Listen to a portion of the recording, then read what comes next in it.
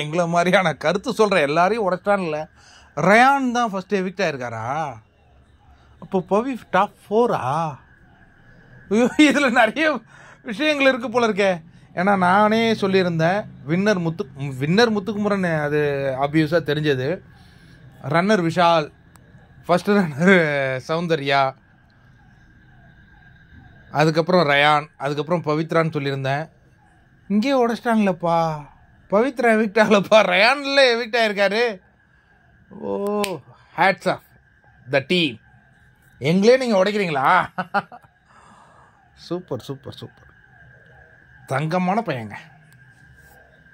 சரி, இதில் நிகழ்வு என்னன்னா, வின்னர் முத்துக்குமரன், ரன்னர் வந்து சௌந்தர்யா தான் நம்ம பார்ப்போம். தங்கமான பையங்க. நீங்கள் எல்லாம் மகாபாரதம் பார்த்துருப்பீங்க. இந்த விஷயத்தை நான் சொல்லணும்னு நினைக்கிறேன். மகாபாரதத்தில் அபிமன்யு அப்படின்னு ஒரு கேரக்டர் இருக்குங்க.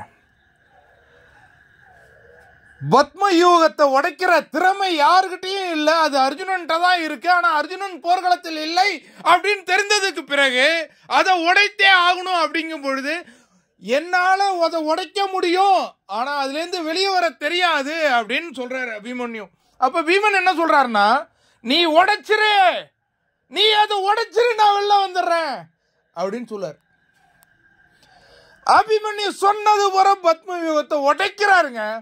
ஆனா வெளியில வரத்துக்கு அவருக்கு தெரியலங்க. ஆனா வர பீமனையும் ஏதோ ஒரு இது போட்டு நிறுத்தி வச்சிருவாங்க.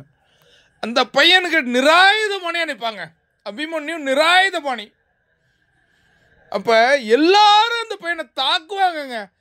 என்னடா என்ன சாட்சி இல்லன்னு நினைக்கிறீங்களா?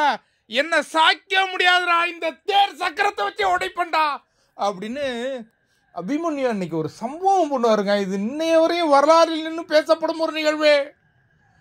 என்னுடைய உயிரில் ஒரு மூச்சு, கடைசி மூச்சு இருக்கிற வரையும் எதிராளியை நான் பந்தாடுவேன்.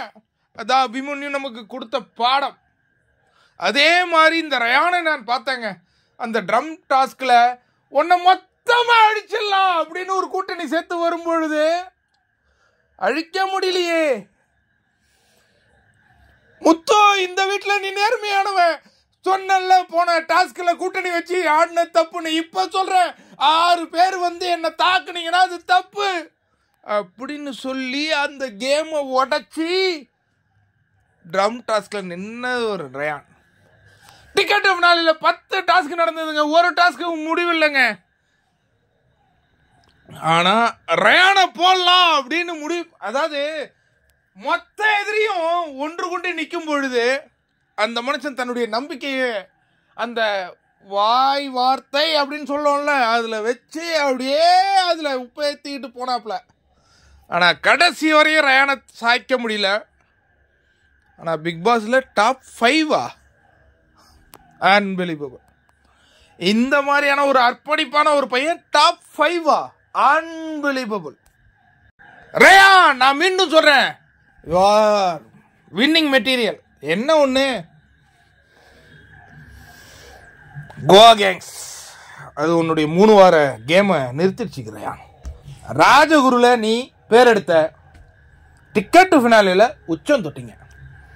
Anyway, all the best.